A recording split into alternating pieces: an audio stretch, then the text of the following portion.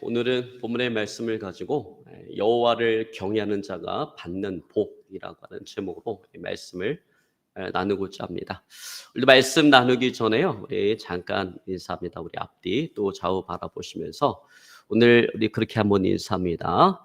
여호와를 경외하는 자는 가문의 복을 받습니다. 아멘. 여호와를 경외하는 자는 자녀가 잘 되고 또 형통한 가문의 복을 받습니다. 여러분 믿으시기를 주를 축원합니다. 여러분 우리 한자 성어 가운데 가와만사성이라고 하는 말이 있습니다. 그 말의 의미는 집안이 잘 돼야 모든 것이 잘 된다. 가정이 평안해야 만사가 형통하다. 그런 의미예요. 그러니까 모든 것은 가정에서부터 시작이 되어진다라는 것입니다. 그래서 여러분 가정이라고 하는 것은 사람과의 관계를 배우고 또 사람의 기본 도리를 배우는 공동생활의 최소단입니다.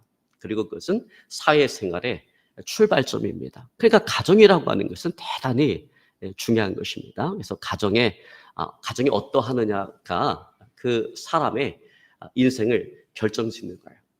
즉 가정의 분위기가 어떠하느냐에 따라서 사람이 행복한 인생을 살아갈 수도 있고요, 불행한 인생을 살아갈 수도 있습니다. 그리고 더 나아가서 그것은 한 나라의 운명을 결정지을 수도 있는 것입니다.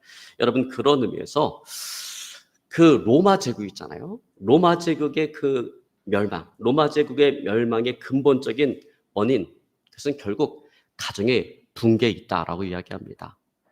여러분 로마 제국의 패망사를 쓴 영국의 역사학자 에드워드 기븐이라고 하는 사람이 그의 책에서 뭐라고 얘기하냐면 세계를 제패했던 그 로마 제국이 멸망한 그 멸망의 근본적인 원인은 성적 문란으로 인한 가정의 붕괴에 있다. 그렇게 이야기를 했습니다. 여러분 그렇습니다. 이처럼 가정이라고 하는 것은요, 한 사람의 일생을 결정지을 뿐만 아니라 더 나아가서 그것은 한 나라의 운명을 결정짓는 매우 중요한 공동체다라고 하는 거죠. 그래서 여러분 가정이 평안하고 잘 돼야 돼요.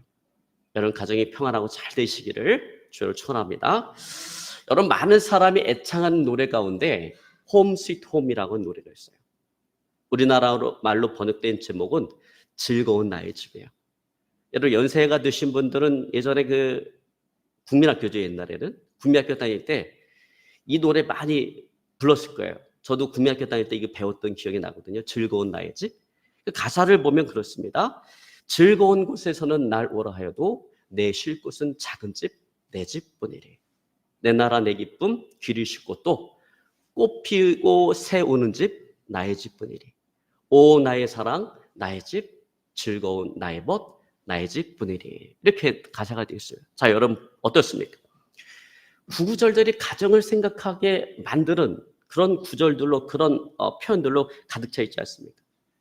근데 여러분 이 노랫말을 지은 사람이 누구냐면 존 하워드 페인이라고 하는 사람이에요.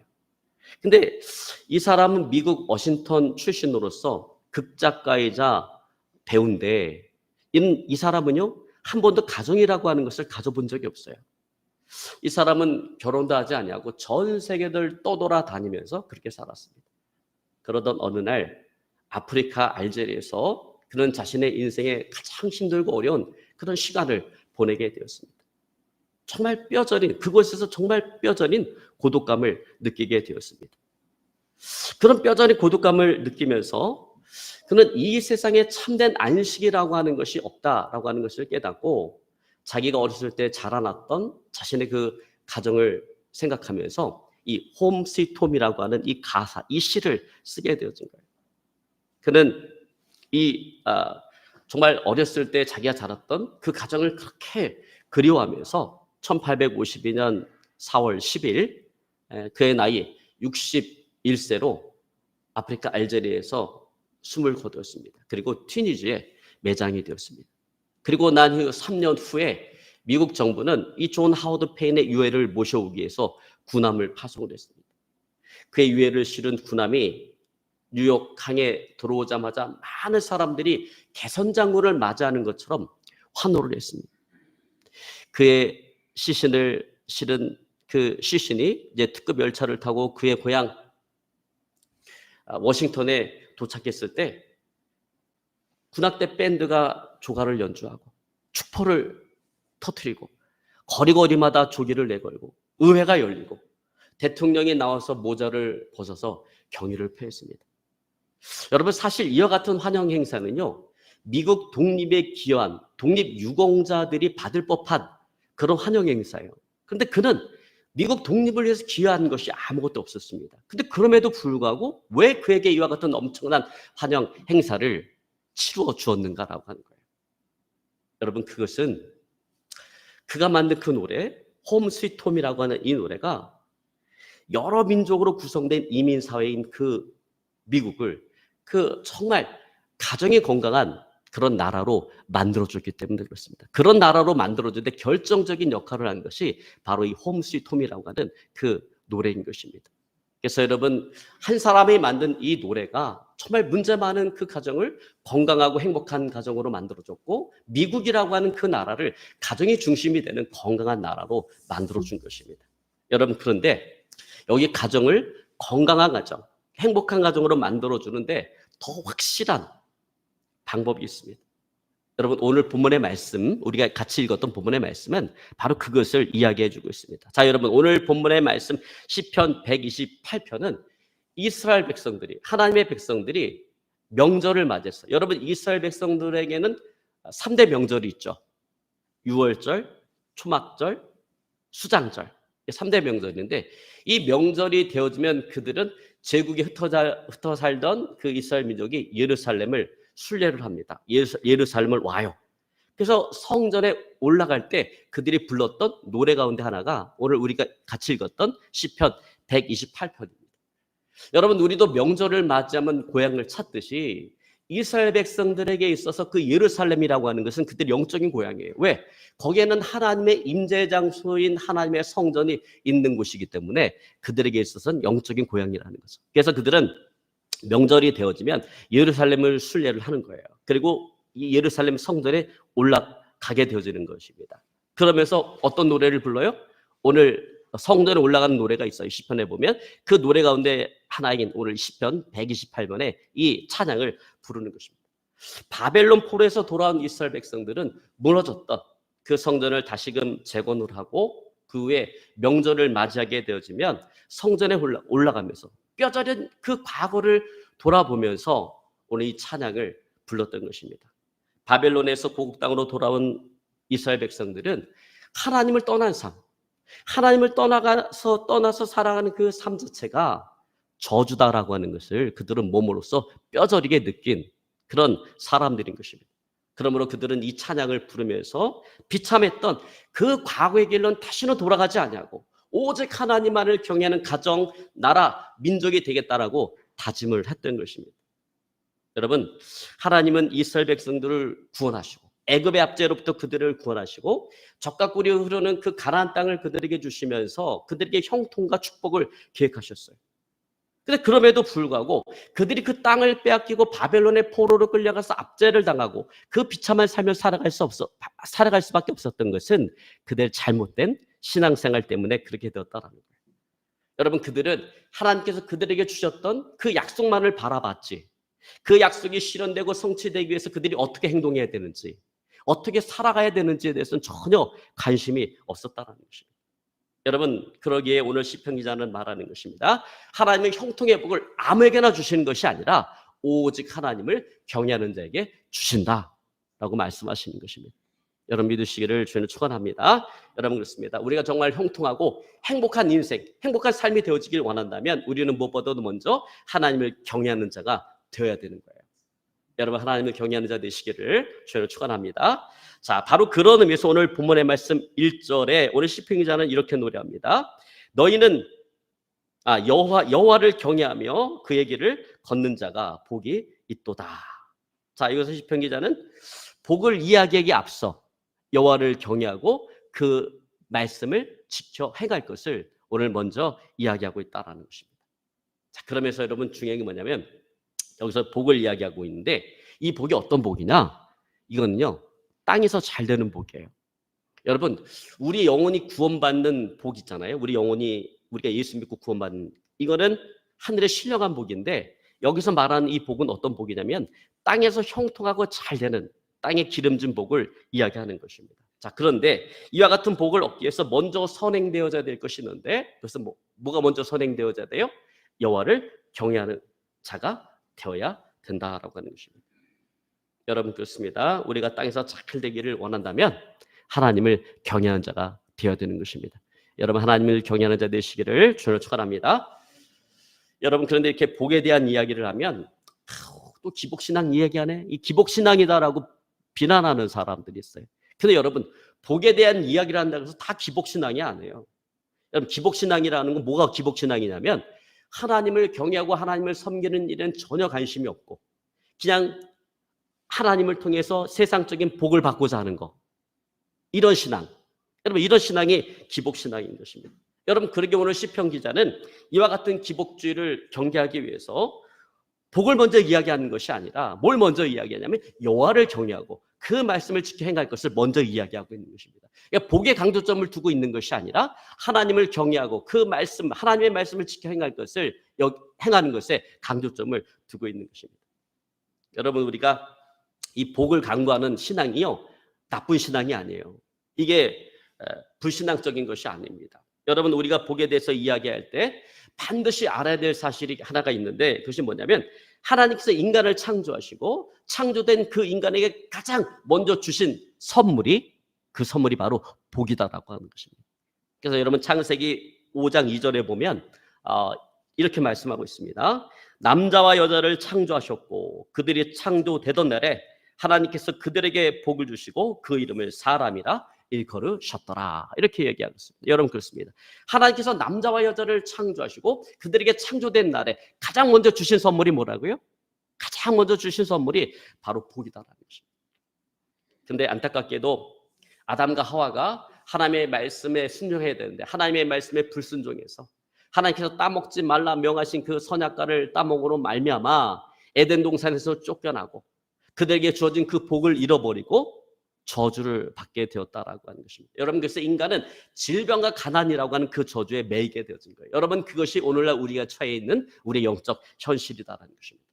그러나 그럼에도 불구하고 하나님은 당신의 백성들에게 당신의 자녀들에게 복을 주시기를 원하시기 때문에 여호와 하나님 경외하는 법을 배워서 여호와 하나님 경외하는 삶을 살아가기를 원하는 것입니다. 여러분 그렇습니다. 그러므로 우리가 복을 간구하는 것은 불신앙적인 것이 아니라는 거예요. 여러분 이것이야말로 신앙적인 것이라는 것입니다. 왜? 하나님은 우리에게 복을 주기를 원하시기 때문에 그렇습니다. 여러분 믿으시기를 주로 축원합니다. 자, 중요한 것은 이와 같은 복을 얻기 위해서 우리가 그러면 어떻게 해야 되느냐? 이와 같은 복을 얻기 위해서 우리가 어떻게 살아가야 되느냐라고 하는 거예요. 여러분 사실 복 받기를 원하는 것은 불신자나 믿는 자나 다를 바가 없어요. 똑같습니다. 왜냐하면 이 복이라고 하는 것은 인간이 창조되어진 날에 하나님께서 인간에게 주신 선물이고 또 인간이 잃어버린 선물이기 때문에 그래요. 그래서 여러분 모든 사람들의 마음속에는 어떤 마음이 있냐면 잃어버린 선물을 찾고자 하는 그 마음이 있어요. 잃어버린 선물 뭐예요? 복. 이 복을 얻고자 하는 마음이 있어요. 그게 본능이에요. 사람의 본능이에요. 그래서 모든 사람들은 다 뭘 받기를 원하는 거예요? 복 받기를 원하는 것입니다. 다만 차이가 있다면 불신자와 교회를 다니는 성도들의 차이가 있다면 그 복을 얻고자 하는 방법이 다를 뿐이다. 여러분 일반적으로 세상 사람들은 복을 얻기 위해서 어떻게 합니까?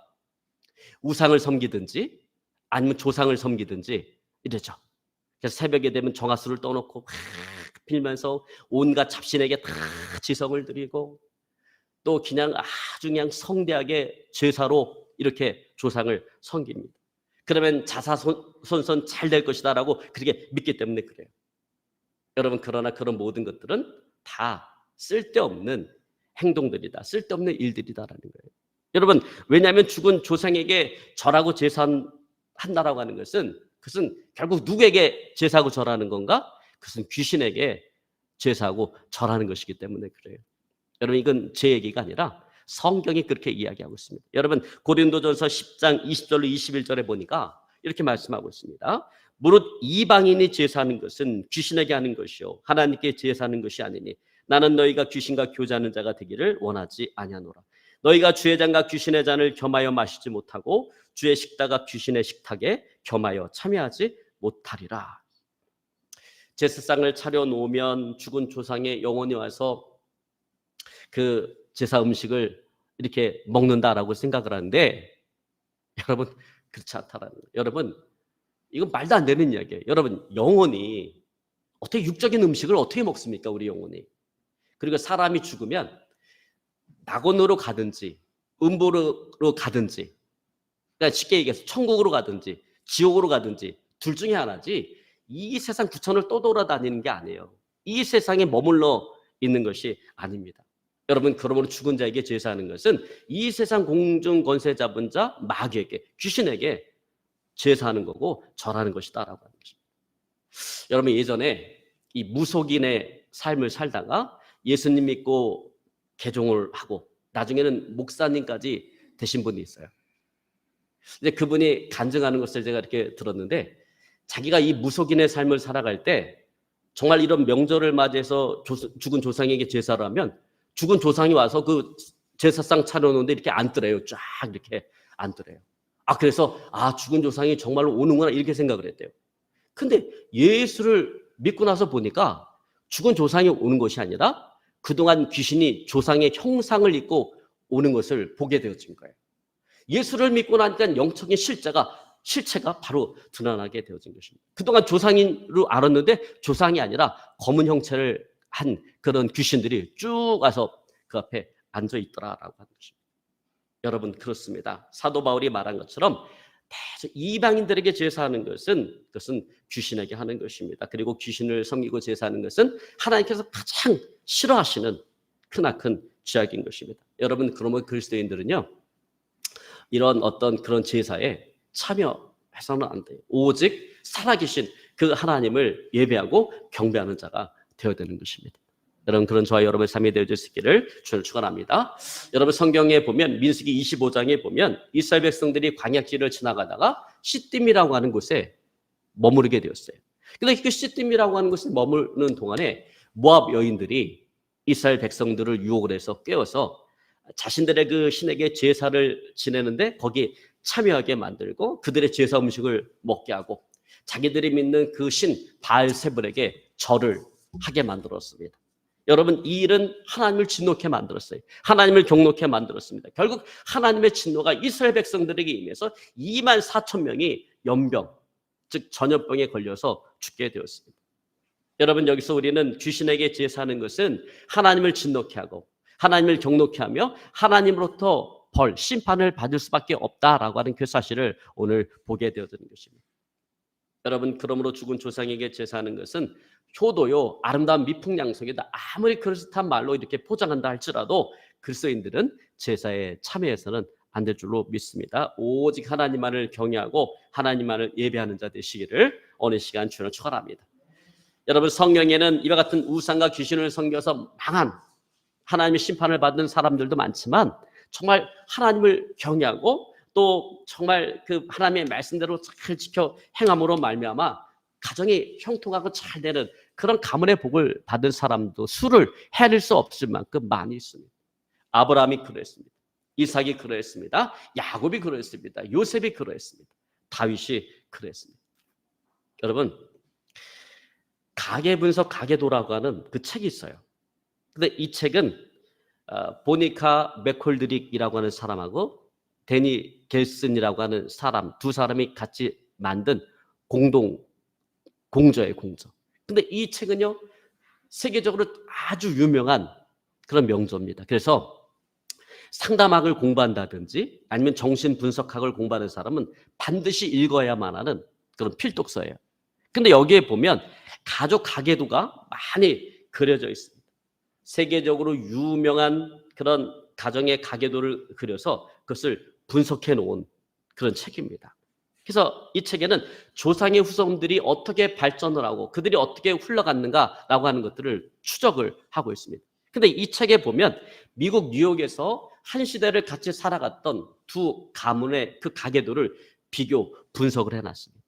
한 사람은 프린스턴 신학대학의 총장을 지냈던 조나단 에드워드라고 하는 목사님이고, 또 다른 한 사람은 같은 시대를 살아가면서 술 장사를 해서 돈을 아주 많이 벌었던 막스 슐츠라고 하는 알코올 중독자입니다. 두 사람의 가문, 가계도를 그려갖고 두 사람의 가문을 쫙 비교 연구를 했는데, 이 조나단 에드워드 목사님의 그 가계도를 보니까 총 몇 명의 자손을 낳는가? 729명의 후손을 얻었습니다. 근데 그 후손 가운데 보니까 목사가 300명, 교수가 69명, 저술가가 50명, 국회의원이 3명, 미국 부통령 1명을 배출을 했습니다. 근데 이 막스 슐츠 그 가계도를 쫙 보니까 1026명의 후손을 얻었는데, 그 가운데 보니까 조사나, 태어날 때 일찍 죽는 거죠. 조사나가 300명, 13년 이상 교도소 생활을 한 자가 100명, 창녀가 190명, 알코올 중독자 100명이 나왔습니다. 그리고 미국 뉴욕주가 해마다 이 막스 슐츠 그 가문을 위해서 지출하는 사회보장 비용이 120만 달러 정도가 된다고 합니다. 여러분, 한마디로 말해서 이 가문은 어떻습니까? 이 가문은 정말 사회에 민폐를 끼치는 그런 가문이 되어진 것입니다. 여러분처럼 우리가 바른 신앙을 가지고 하나님을 경외하며 하나님의 말씀을 지켜 행하는 사람의 그 가문은요, 천대가 잘 되는 가문의 축복을 받지만, 여러분, 이 바르지 못한 신앙을 가지고 살아가는 사람의 후손은 저주받은 그런 인생이 되어지는 것입니다. 여러분, 이처럼 내가 하나님을 경외하고 하나님의 말씀을 지켜 행하며 살아가는 것은 나 하나 잘 되는 문제가 아니라는 거예요. 내 인생 하나 잘 되는 문제가 아니라 이것은 자녀의 인생이 걸린 문제고 그 자손의 인생이 걸린 문제가 되어지는 것입니다. 여러분, 그러므로 우리가 내가 믿음의 첫 발을 내딛는다라고 하는 것, 내가 믿는 자로서 믿음의 첫 발을 내딛는다라고 하는 것은 너무나도 중요한 거예요. 특별히 내가 믿음의 일대라면, 내 위로 믿는 사람이 아무도 없어요. 내가 예수 믿는 내가 믿음의 일대라면, 믿음의 일대로서 내가 내딛는 그 믿음의 발걸음, 그 신앙의 발걸음은 대단히 중요하다. 왜? 그것이 나의 인생을 결정할 뿐만 아니라 내 자녀의 인생, 그 후손의 인생도 결정하게 되기 때문에 그렇습니다. 여러분, 그런 의미에서 오늘 본문에서 3절에 오늘 시편 기자는 이렇게 말씀하고 있습니다. 내 집 내 실에 있는 내 아내는 결실한 포도나무 같으며 내 상에 둘린 자식은 어린 감람나무 같으리로다. 여호와를 경외하는 가정이 이와 같다라는 거예요. 여호와를 경외하는 가정이 이와 같은 축복을 받는다라는, 어떤 축복? 그 아내는 결실한 포도나무 같은 축복을 얻게 되어지고 그 자녀는 어린 감람나무와 같은 그런 축복을 받게 되어진다라는 것입니다. 여러분, 여기 결실한 포도나무 같다라고 하는 게 무슨 의미냐면, 여러분, 포도송이를 보면 포도알이 빠글빠글하게 달렸잖아요. 그런 것처럼 하나님께서는 그 가정에게 뭘 주신다라는 거예요? 자손을 그렇게 하나님께서 주신다라는 거예요. 미래의 번성에 대한 약속을 주시는 것입니다. 여러분, 자손이 없다라고 하는 것은 뭐예요?